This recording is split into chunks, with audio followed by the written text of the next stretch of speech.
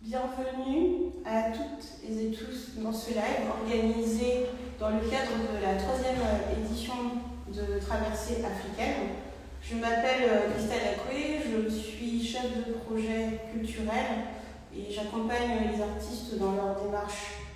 Et j'ai le plaisir d'échanger aujourd'hui avec Joanne Mirabel, bonjour, qui est plasticienne et donc qui vient de terminer sa résidence au sein de la Fondation H à Paris, dans laquelle nous sommes actuellement. La Fondation H est une fondation privée malgache d'art contemporain. Donc, je précise bien qu'il y a 2 lieux, donc un à Madagascar et donc un à Paris dans lequel nous sommes. Johanna, bonjour. J'ai donc découvert ton travail il y a 2 ans environ à la Foire ACA. Je me suis donc longtemps attardée sur un certain nombre de tes œuvres, ta technique, ton originalité et la précision de ton travail m'ont beaucoup marqué.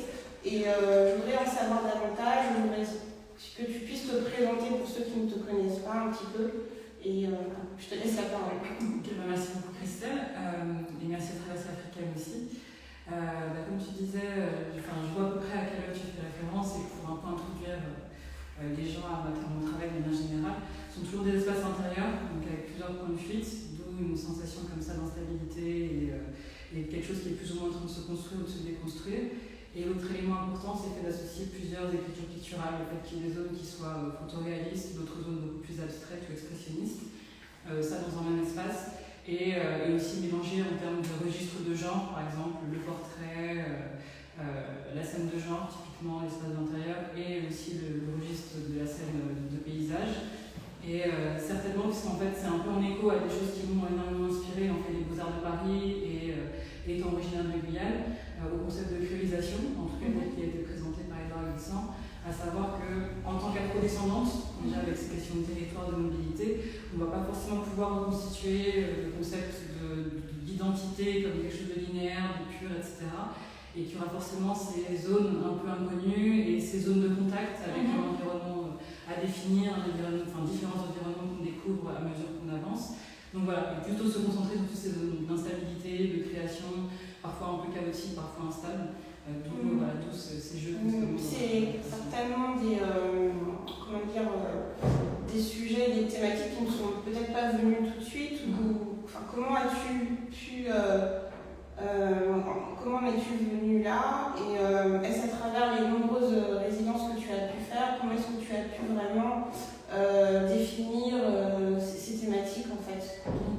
Ça a été un acheminement assez long en fait, parce qu'à l'origine, les Beaux-Arts de Paris, artistes, plasticiennes, etc., ça a été une reconversion, ce n'était pas du tout le métier auquel je me destinais, entre guillemets. À l'origine, j'ai une formation assez scientifique, bac S, et dans un premier temps, j'ai fait la faculté de médecine. C'est après que je me suis orientée, et d'abord en art appliqué, donc pareil, c'était finalement art appliqué, industrie, c'était l'école estienne, c'est vraiment les métiers du livre, et du coup, tout ce qui est assez art graphique, gravure, etc. Donc oui, ça a pris du temps, et je pense que ce qui a été assez important par rapport à ce concept-là, ça a été finalement beaucoup de lecture. Dans un premier temps, quand je suis arrivée aux Beaux-Arts de Paris, parce que j'avais une approche très classique en regardant beaucoup de maîtres comme Caravage, Velázquez. Les 2 premières années, j'ai essentiellement fait de la copie. Donc c'est plutôt les lectures qui ont pu me nourrir sur le plan conceptuel. Dans un premier temps, Aimé Césaire, puis Frantz Fanon, et ensuite, bien sûr, Edouard Glissant. Mais ce qui m'a permis de mieux définir ma forme, la forme de mon travail, ça a été probablement un échange aux États-Unis en 2017. Et après, oui, successivement d'autres résidences où forcément on me posait la question de la représentation différemment, notamment aux États-Unis. Quand je parle de résidence, puisque j'étais en résidence à l'ICP à Brooklyn il n'y a pas longtemps. Oui, donc ces questions de territoire, ces questions de culture, de mobilité, forcément le fait de beaucoup bouger et le fait d'être confronté à d'autres productions, ça a énormément évolué. Et je vois qu'il y a une citation au sein de la Fondation Edouard Glissant. Qu'est-ce que cela t'évoque? Pourquoi avoir, parce que tu as cité un certain nombre d'auteurs, Pierre Lévéin, qu'est-ce qui a fait que tu t'es vraiment focalisé sur l'écriture d'Edouard Glissant? Qu'est-ce qui t'a... tu l'as déjà évoqué, mais est-ce que tu veux développer déjà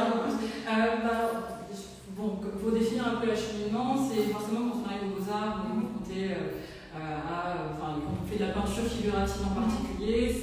Ça tend à changer bien sûr, mais dans un premier temps, il y a quand même ce truc d'une peinture assez bourgeoise, etc. C'est-à-dire une peinture bourgeoise. Un registre assez bourgeois, parce que c'est la peinture figurative avec des codes qui sont assez définis, et la représentation de personnes noires ou afrodescendantes, ou enfin bref, ou racisées, peu importe les termes, c'est pas vraiment quelque chose qu'on trouve. Et même quand moi j'étais étudiante, il n'y avait pas beaucoup de professeurs femmes, encore moins de professeurs femmes noires ou professeurs noirs. Forcément, voilà, c'est un peu des espaces dans lesquels on ne se sent pas, où la question de l'appartenance en tout cas se pose assez rapidement. Donc, moi, dans un premier temps, les auteurs que j'ai pu lire, comme là, c'est Aimé Césaire, parce que je pense que c'est l'auteur le plus connu, son travail sur la négritude, etc. Ce qui a été intéressant, mais ce lien qu'il décrit avec le continent africain, c'était pas quelque chose qui m'est venu naturellement. J'avais déjà besoin de travailler sur le lien que j'avais avec la Guyane. Mon père vit là-bas depuis que j'ai 8 ans, et du coup, je fais des allers-retours depuis que je suis enfant là-bas. Mais voilà, pareil, comment je travaille cet héritage-là dans ma peinture, ça a été une vraie question. Frantz Fanon, ça a été intéressant, surtout posant en masque blanc, pour poser, mettre un mot sur des choses qui sont un peu inconfortables lorsqu'on parle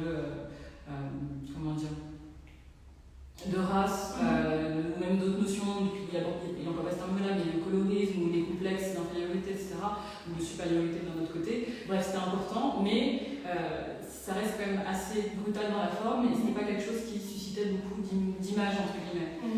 Édouard Glissant, même si je me suis plutôt intéressée à son travail conceptuel et à la philosophie, moins à la poésie, il y avait quand même cette espèce de forme assez lyrique, avec beaucoup de concepts qui du coup me permettaient moi de déployer cette imaginaire. C'est ça, l'inspiration. Exact, la notion d'espace, la notion de fluidité, la notion de toutes ces choses-là. Donc c'était beaucoup plus simple pour moi, et ça m'a bien plus aidé en fait, tout simplement.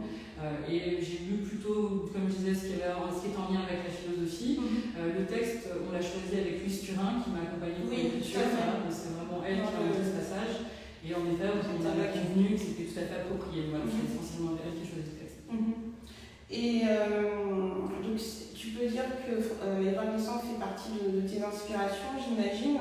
Et est-ce que toutes ces lectures, ces recherches que tu as dû faire t'ont permis en fait d'avoir un déclic par rapport à ce que tu fais, on va en parler bien plus tout à l'heure. Mais est-ce que ça t'a permis en fait de dire voilà, c'est ça que je veux faire de telle manière, ou c'est venu progressivement Non, très progressivement, je pense, très progressivement. Et on pioche plein de choses, aux Beaux-Arts, ailleurs, dans ce qu'on lit à l'extérieur, les rencontres qu'on fait aussi, et après ça s'est mis en place au fur et à mesure. Comme je disais, le premier déclic, je pense que ça a été l'échange que j'ai fait aux États-Unis, parce que d'un seul coup, je passe dans un espace où on ne parle jamais de notions vaguement en lien avec l'ethnie, la race, etc. Un espace où c'est omniprésent. Quand je suis arrivée à Milwaukee, c'était très visible dans les productions, le fait que les personnes qui sont afro-américaines ou afro-descendantes parlent énormément de ce que c'est que leur expérience en tant que telle aux États-Unis, le plus souvent comme ça avec un lien forcément avec l'oppression, la violence, ce type de représentation-là. Donc forcément, ça m'a tout de suite énormément travaillé, je ne pouvais pas du tout esquiver, donc revenir après avec ça. Et puis en plus, c'était l'année d'investiture de Trump, donc voilà, une année assez trouble. Donc oui, c'est plutôt à ce moment-là en fait que du coup je me suis dit non, là il faut que je réfléchisse à ce que je fais, pourquoi je le fais, et que je l'articule de manière cohérente avec une forme. Alors moi, ce qui m'a beaucoup marqué tout au long de tes œuvres, tout ce que j'ai pu voir, tout ce que j'ai pu suivre, c'est particulièrement le détail des sols, du parquet, le détail des matières, et effectivement des drapés qu'on a pu voir sur certaines de tes œuvres, donc ta série Living Room. Je pense que cette toile fait partie de la série Living Room. C'est la numéro combien? Parce que je sais que tu les numéros 37, parce que pour le moment je ne vais pas être toujours. C'est la numéro 37. Et est-ce que cela vient de tes travaux en architecture d'intérieur que tu réalises avec ta sœur Esther via Mirabel Studio? Est-ce que c'est complémentaire? Parce que c'est vraiment très détaillé. J'invite les auditeurs en fait à regarder les œuvres de Johanna sur son compte, ou éventuellement si vous pouvez venir à la Fondation H, n'hésitez pas. Donc l'exposition Confluence continue jusqu'au 10 juin, donc n'hésitez pas à venir pour vraiment voir le travail de précision. Je me souviens dans une des stories que j'avais mis il y a quelques années, je me dis ça fait plaisir vraiment de voir les œuvres et surtout les tiennes en particulier parce qu'il y a énormément de détails. Et est-ce que tu peux nous en dire plus par rapport à ce travail de l'intérieur? Oui, les éléments de l'intérieur. Oui, en fait, comme tu dis, le fait que ce soit de très grand format, ça fait qu'on ne voit pas du tout la même chose en image Instagram ou Internet et en vrai. Et en effet, c'est un détail, mais j'y prête énormément d'attention parce qu'il y a souvent des jeux. En fait, le bois, typiquement, comme tu disais, je travaille avec ma sœur sur des projets, la montée d'une agence Mirabel Studio et on travaille ensemble sur certains projets. Donc, je suis amenée forcément à voir les intérieurs, beaucoup d'espace. Et tout de suite avoir ce qui va nous créer une sensation d'intimité, quelques éléments qui donnent l'impression tout de suite d'être dans dans un living room, dans un salon ou dans une salle de bain. Il y a des codes comme ça qui sont assez intéressants et qui ont directement à voir avec cette activité à côté. Pour le bois, oui, il y a beaucoup de détails en fait, et souvent j'associe typiquement le bois qu'on voit en intérieur, le chêne classique, avec les essences de Guyane, par exemple le bois serpent qu'on voit ici. D'accord. Celui qu'on voit juste là, c'est beaucoup plus graphique. Je ne vais pas le voir, mais d'accord. Il a une touche beaucoup plus graphique, c'est beaucoup plus organique, parfois aussi une touche chic et beaucoup plus colorée. Et d'autres éléments, parce que je trouve assez intéressant ce genre de détails. Finalement, le parquet, c'est un élément auquel on ne pense pas, mais ça donne beaucoup d'informations sur où on se trouve, ça donne beaucoup d'informations sur la catégorie socio-professionnelle. Il y a certains types de bois, par exemple, le bois pointe de Hongrie, c'est un bois qu'on trouve typiquement dans les espaces haussmanniens. C'est un indice concernant l'espace où on se trouve, et comme j'aime bien jouer sur ces codes d'espace, de temporalité, je fais assez attention à cet élément. Donc, si on revient sur les personnages que tu peins, donc on devine qu'ils sont d'origine afro-descendante, donc tu m'en diras plus parce que c'est quand même subtil. On voit ce monsieur qui est au second plan. On devine un peu les traits, mais pas tout à fait. Il y a ces deux jeunes femmes également qui sont d'origine afro-descendante. Est-ce que ce sont des personnages qui reviennent souvent? Est-ce que c'est voulu? Pourquoi avoir choisi d'intégrer des personnages de cette manière-là? Parce que honnêtement, je m'adapte beaucoup plus à l'intérieur qu'aux personnages. Est-ce que c'est voulu ou est-ce que c'est... Les personnages sont toujours des gens que je connais, notamment ma soeur jumelle très fréquemment, Esther. D'autres amis artistes ou autres, souvent des femmes qui ne sont pas trop éloignées en termes de génération. Non, l'idée c'est de travailler avec des personnes qui me sont familières et qui sont aussi familières des concepts que j'aborde dans la peinture, de ces questions d'appartenance, de culture, etc. Mais in fine, moi ce qui m'intéresse c'est plutôt la relation de ces personnages avec l'environnement, d'où le fait qu'il y ait constamment des jeux comme ça de transparence, d'effacement, etc. C'est la question de la représentation de femmes noires en particulier, c'est pas quelque chose qui est à l'origine, qui est central dans mon travail pour parler, mais ça fait partie de mon travail, ça fait partie de la manière dont j'écris, moi, les manières dont ce qui m'a fait venir à la peinture et les questions que j'ai pu me poser en termes des figures que je représente, pour dire quoi, comment. Donc c'est pas l'idée, j'ai pas envie de créer une figure noire hyper décorative, etc. bien sûr, mais le fait est que les figures que je place ont pour moi besoin d'avoir un sens et d'avoir une fonction par rapport à l'espace qu'elles occupent. Mais en effet, le plus important pour moi, c'est vraiment cet enjeu entre l'espace et la figure qui est représentée. Voilà. Tout à fait. Notamment, comme je disais, par rapport à... je pense que c'est aussi une manière de décrire, moi, la relation que j'ai avec la peinture et ce médium et ces questionnements, justement, entre appartenance, effacement, toutes ces questions. Est-ce qu'ils ont une catégorie socio-professionnelle ou tu n'en es pas venu à aller jusque-là? Vu que tu parlais des parquets qui sont définis, il y a du bois noble ou bois noble, etc. Est-ce que tu situes cela aussi ou t'es pas encore allé moins plus pas de manière aussi détaillée, etc.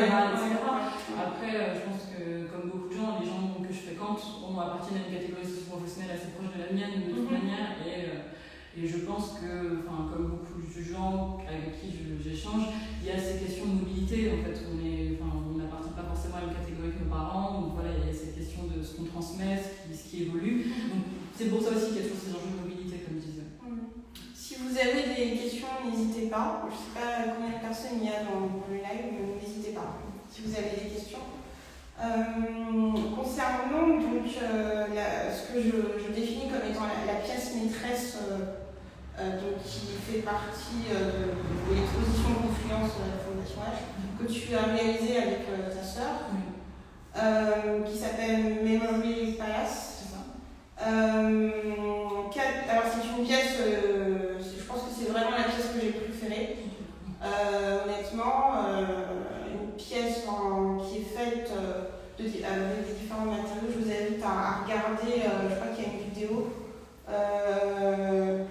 qui va bientôt être mise. J'ai pu faire une vidéo, je vais essayer de la publier donc, demain matin, pour que vous voyez vraiment le travail qui a été fait donc, durant la résidence ici à la Fondation à Paris. Qu'est-ce qui a, comment dire, comment en êtes-vous venus là travailler déjà toutes les deux, et quelles ont été les inspirations, parce que j'ai jamais vu encore, je pense pas que tu aies travaillé encore sur ce type de... Je faisais du volume d'installation aux Beaux-Arts de Paris en dernière année. D'accord. Mais je n'avais pas fait depuis, et il y avait une installation comme ça assez volumineuse. Autrement, c'était plutôt des dioramas, donc en fait des représentations d'espaces miniaturisés avec une narration, tout ça, mais aussi avec ces matériaux. Donc, en gros, comme je disais, on a déjà travaillé ensemble sur des projets d'architecture intérieure. On a l'habitude de travailler ensemble, on a une communication qui est assez facile. On s'était toujours dit que, avec l'occasion, on aimerait bien présenter vraiment une installation artistique ensemble.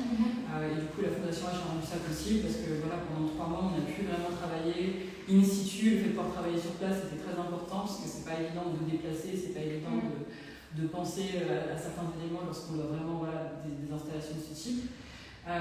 Donc, Memory Palace, déjà pour définir un peu l'idée, on voulait vraiment créer une pièce qui soit à mi-chemin entre peinture, architecture et sculpture. D'accord. Donc, c'est ce qui a motivé énormément le choix des matériaux. C'est vraiment des matériaux qu'on retrouve dans ces trois domaines.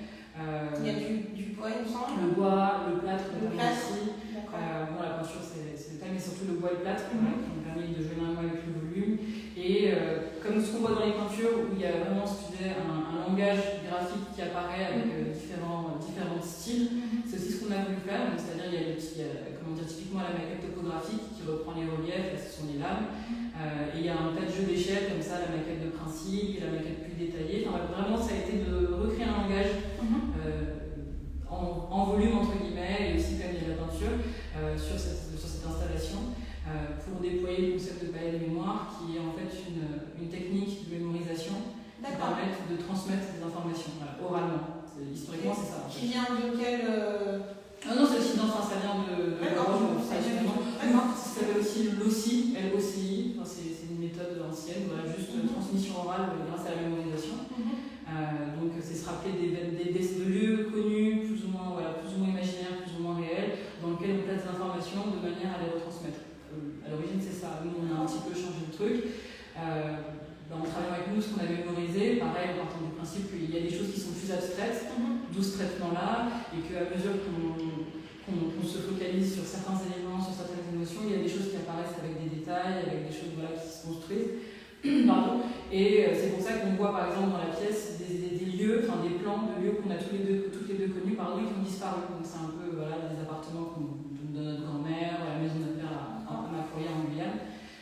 Donc c'est un peu ça. Ça a été de combiner ce vocabulaire, comme je disais, de l'architecture et de la sculpture avec ces lieux imaginaires qu'on a tous les deux connus et forcément qui sont plus ou moins réels, plus ou moins imaginaires, et de permettre aux gens de circuler et aussi de faire une connexion avec les peintures, parce que finalement ça traduisait aussi la manière dont moi je crée un peu les espaces qui sont peints.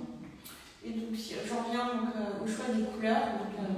Dans la pièce maîtresse, les couleurs de mémoire sont l'ocre également, du rose et on va dire du marron également. Et donc ce sont souvent des couleurs qui reviennent souvent dans tes peintures. Pourquoi ce choix? Parce que du coup c'est une marque en fait entre guillemets de fabrique et c'est vrai qu'on reconnaît facilement ton travail à ça également. Pourquoi ces couleurs? Oui, en fait c'est surtout l'ocre rouge comme tu disais qui de temps en temps est mélangé à la terre de Sienne pour un peu de transparence. Et l'ocre rouge, c'est vraiment parce que c'est la couleur qui me fait le plus penser à la Guyane, au sol qui est composé de la latérite. Et c'est vraiment référence à ça. Bon, c'est un sol qu'on trouve dans d'autres pays en Asie et en Afrique, mais bon, voilà, pour moi la connotation c'est celle-ci. Et j'aimais bien aussi l'entre-deux parce que du coup avec cette forme-là, ça crée aussi ces espèces de composition, enfin il y en a une qui est derrière, je ne pourrais pas la voir, mais qui est très proche d'un style beaucoup plus traditionnel, comme la sanguine par exemple. Oui. Voilà, donc bref, comme je disais, notamment avec le bois, j'aime bien travailler sur des éléments comme ça qui ont une perception, un champ, un sens qui peut évoluer selon le contexte. Comme ça, jouer sur un peu l'ambiguïté. Donc c'est la référence à l'ocre rouge. À une époque, il y avait une palette qui était un peu différente, peut-être que tu t'en souviens à la il y a cascade avec du bleu, du jaune, du rouge, etc. Il y a aussi de l'ocre. Et à cette époque-là, c'est parce que la palette qui m'inspirait le plus était inspirée de l'artembé, du tablier, qui est de la Guyane. C'est ça, un art dit, Bushinengue, c'est vraiment une communauté non spécifique en Guyane qui descend des personnes qui ont marronné, c'est-à-dire qui ont pu fuir l'esclavage et qui ont reconstitué un petit peu leur culture au pluriel, mais avec un objet comme ça, l'artembé qui peut être un art abstrait. Du coup, c'est vraiment de l'art abstrait avec des couleurs de temps en temps ou alors sculptées en bas-relief. Donc je trouve ça intéressant de reprendre cette palette-là, de ce que je me disais par rapport à leur histoire et sur cette communauté et par rapport à la Guyane. Depuis, je m'en suis un petit peu éloignée pour vraiment rester sur l'ocre rouge. Oui, il y a de temps en temps des couleurs qui reviennent. Mais pour cette exposition en particulier, je pense notamment quand tu mentionnais le rose, ça c'est plutôt des couleurs que j'ai un peu travaillé depuis que j'ai fait ma résidence à Brooklyn aux États-Unis. Avant, j'ai vu pas mal d'artistes, de peintures en tout cas, qui m'ont inspiré, Hélène Frankenthaler par exemple. D'accord, très bien. J'avais une question concernant ton africanité, parce que nous sommes quand même dans le cadre des traversées africaines proposées par l'association pour l'art pour l'Afrique. Alors c'est un vaste sujet, donc j'avais eu un retour d'une personne hier dans une des publications que j'avais faites qui parlait en fait du rapport que tu avais par rapport à, en tout cas ce que tu exprimais par rapport à ton africanité. Comment te situes par rapport à tout cela? Parce que c'est, de mon point de vue, c'est un sujet qui reste personnel et qui dépend en fait de chaque artiste, de chaque individu. Donc en tant qu'artiste, femme, d'origine guyanaise, mais pas que, n'est-ce pas? Comment tu te situes par rapport à tout cet environnement? Et puis même, je reviens même à l'art contemporain africain, etc. Comment navigues-tu dans tout cela? Alors à une échelle personnelle, moi quand on me parle, je me définis comme afro-descendante, parce que c'est ce qui me semble approprié. Comme tu disais, je suis guyanaise, mon père est guyanais, il vit en Guyane depuis très longtemps, il est né en Guyane. Ma mère est martiniquaise et guadeloupéenne, mais née en France, il vit en France, donc voilà, c'est pour ça que j'ai une moins grande connaissance de ce territoire et de certains aspects culturels. Donc voilà, personnellement, forcément ça souhaite aussi un questionnement et c'est pour ça que j'ai lu les auteurs que j'ai pu lire. Non, moi je me définis comme afro-descendante et appartenant à la diaspora, ce genre de terme éventuellement. Je me définis plus difficilement comme africaine à proprement parler parce que j'ai pas de connexion aussi évidente avec ce territoire. Oui, et après c'est vrai que si on parle d'art contemporain, du coup, les foires auxquelles j'ai pu participer, en effet, ce sont des foires dites d'art contemporain africain. mais qui articulent leurs propositions en incluant justement des personnes qui sont afro-américaines, afro-caribéennes. Donc je pense que ce sont des espaces où il y a beaucoup de diversité, c'est ce qui est intéressant, où on ne réduit pas l'identité à quelque chose de limité, entre guillemets, mais il s'agit plus de s'intéresser à ce que des artistes ont à dire en relation avec ce territoire de manière plus ou moins distancée. Très bien, c'est clair. Alors, je vais essayer de voir s'il y a des questions. Alors, non, pas pour le moment. Je vais revenir sur le titre de l'exposition Confluence. Qu'est-ce qui t'a, toi ou peut-être la directrice de la fondation à Paris, a choisi, qu'est-ce qui t'a amené en fait ou vous a amené à choisir ce titre Confluence? Confluence, vraiment, la définition, c'est vraiment par rapport au cours d'eau, c'est vraiment la jonction entre deux cours d'eau. Le titre venait de là, parce qu'en termes de mouvement, en termes d'image, c'est vraiment à ça que je pensais, entre guillemets, une limite qui n'en est pas une, une limite qui est juste celle entre deux éléments qui se rencontrent et qui conservent leur nature mais forment quelque chose pour autant de différent, entre guillemets. Donc c'est un peu ça, c'est un peu comment définir une limite qui n'en est pas une. C'est-à-dire par rapport toujours au territoire ou tous ces enjeux-là, voilà, d'accord. Ces enjeux, c'est comme je disais, je pense que c'est un peu ce qu'on trouve dans la peinture. Oui, c'est sûr qu'il y a ces questions de territoire, de distinction, de différence, mais je pense que c'est un peu comment créer un espace spatial, vraiment à travers l'espace de la toile, concrètement, qui incarne tous ces mouvements, en fait. D'accord. Et donc, tu as eu à peindre, à continuer de peindre des toiles sur la série Living Room. Est-ce que c'est une série que tu comptes continuer à l'infini ou tu comptes explorer peut-être d'autres intérieurs, qui sait, à travers des résidences ou Après ça, que je disais, comme je disais, c'est Living Room, mais c'est un numéro, donc on se dit que c'est la même série.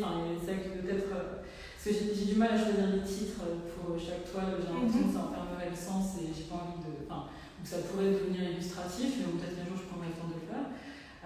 Mais pour autant, en effet, c'est des formes qui évoluent à chaque fois. Les living rooms que je faisais il y a 2 ans n'ont rien à voir avec ceux que j'ai fait il y a 1 an ou là ici. Par exemple, oui, j'en parlais tout à l'heure, la résidence que j'ai faite à Brooklyn. 3 mois, bon, c'est assez court, mais du coup, j'ai quand même pu m'intéresser un peu au territoire, aux spécificités historiques, culturelles. J'étais à Bushwick, qui est vraiment pas très loin de Flatbush, et Harlem, c'est un peu plus loin, mais en tout cas, quand même, j'ai pu m'intéresser à des concepts comme la Harlem Renaissance et à des espaces intérieurs très spécifiques de cette époque. Et oui, du coup, il y a cette époque-là, j'ai fait une série qui s'appelait également Living Room, avec d'autres numéros, mais qui s'inspirait énormément.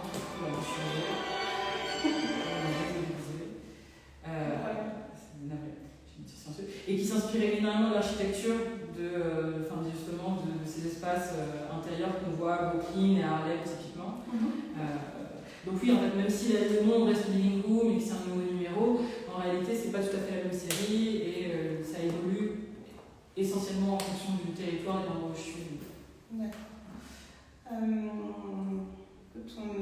a bien parcouru ce que je voulais voir.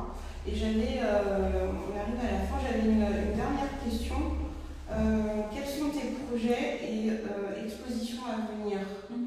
Là, le projet, c'est déjà la semaine prochaine. Je vais rejoindre une autre résidence financée par le groupe, le fonds de dotation encore du groupe Chaussée. Ce sera à La Rochelle, dans un lieu qui s'appelle l'Hôtel de Craon, qui est un lieu historique.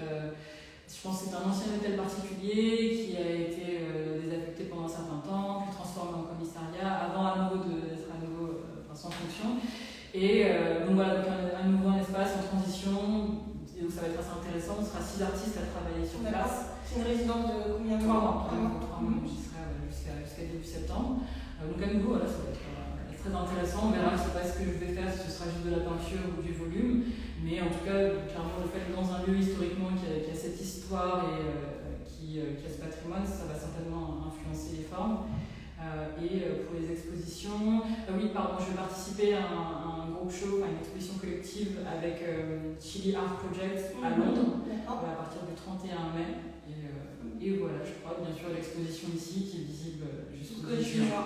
J'allais y venir. C'est une belle conclusion.